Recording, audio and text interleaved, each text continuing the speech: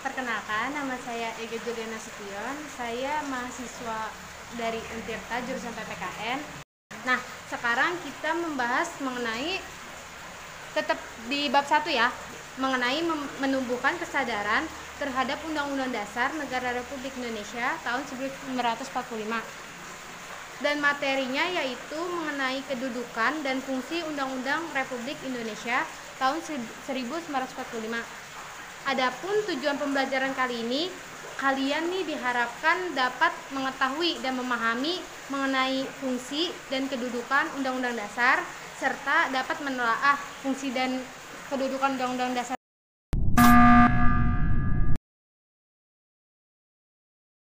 Di sini, menurut kalian ya, Undang-Undang Dasar itu penting atau tidak nih bagi Indonesia? Selanjutnya, konstitusi.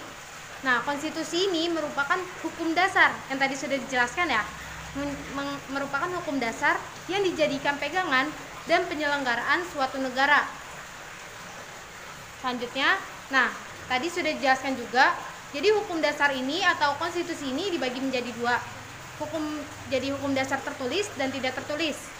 Nih, hukum dasar tertulis ini ialah yang telah dicantumkan dalam perundang-undangan negara. Contohnya apa, ayo? Contoh dari hukum dasar tertulis apa?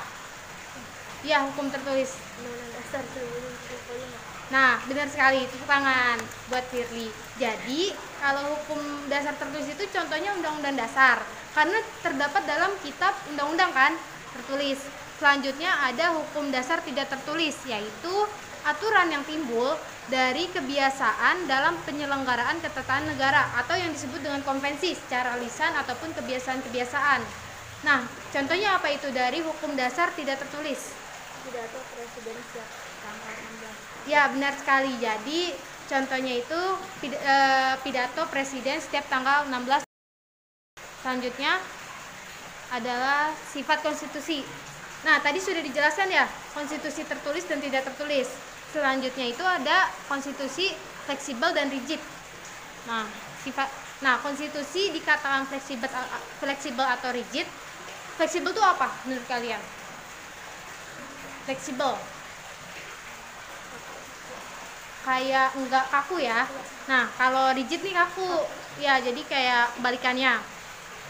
Jadi konstitusi dikatakan fleksibel atau rigid dapat dilihat dari cara mengubah undang-undang dasar. Nah, cara mengubah undang-undang dasar, kalau fleksibel itu undang-undang dasar kayak mudah diubah, mudah, nggak perlu cara-cara istimewa untuk mengubah undang-undang dasar. Kalau misalnya rigid nih, mengubah undang-undang dasarnya itu tidak bisa atau sulit untuk diubah ya, karena sifatnya kaku. Nah, selanjutnya ini mudah tidaknya mengikuti perkembangan zaman. Kalau undang-undang dasar itu kalau untuk fleksibel ya, untuk fleksibel itu artinya dapat mengikuti perkembangan zaman.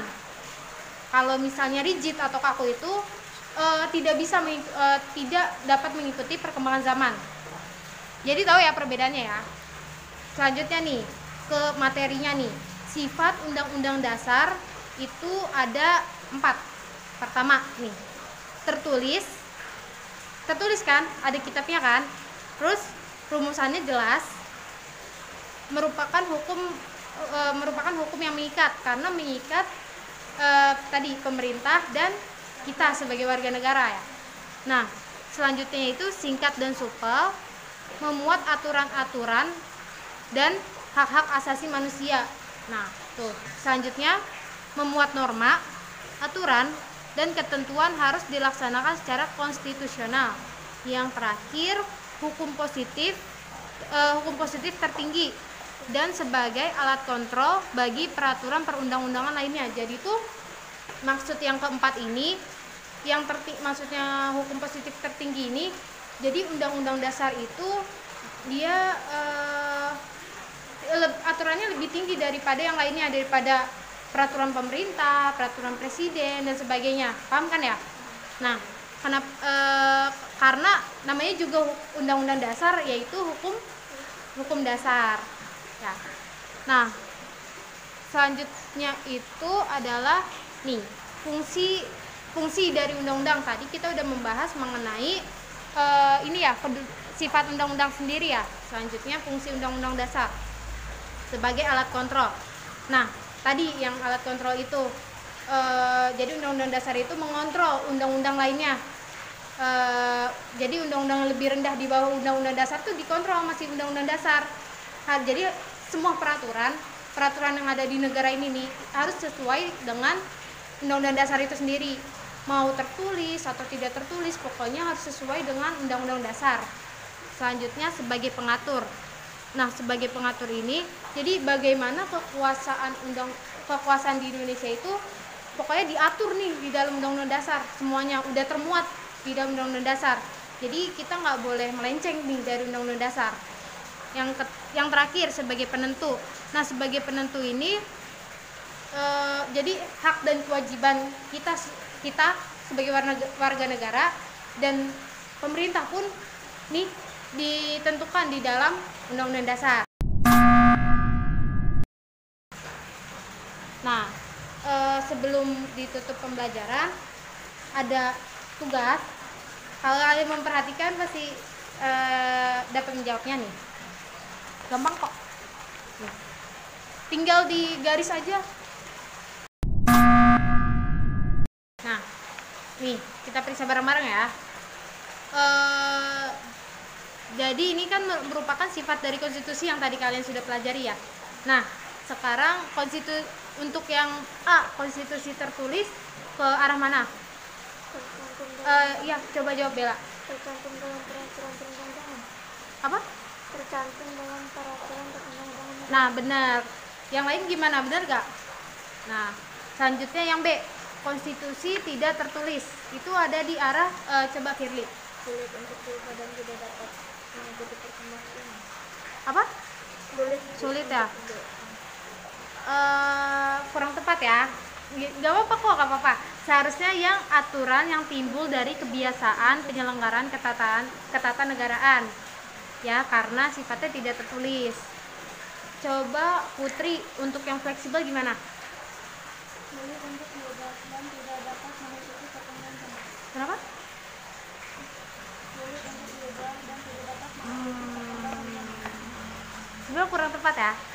Yang benar itu tidak sulit karena sifatnya fleksibel. Yang sulit itu yang rigid, kaku ya. Nah, yang D coba Bella. Sulit untuk diubah dan tidak dapat mengikuti perkembangan zaman. Nah, jadi kalau rigid itu sulit, kalau fleksibel itu tidak sulit ya. Nah, ini coba Firly, Putri. Nah, mungkin itu saja kali ya pembelajaran kali ini. Jadi kesimpulannya itu undang-undang sebagai undang-undang dasar itu sendiri itu sifatnya rigid. Dia untuk pembukaan ya. Itu karena kan susah di ini ya. Nggak bisa diubah kan? Nah, yang nggak bisa diubah. Tapi undang-undang dasar itu sendiri dapat mengikuti perkembangan zaman karena sesuai gitu peraturan-peraturannya.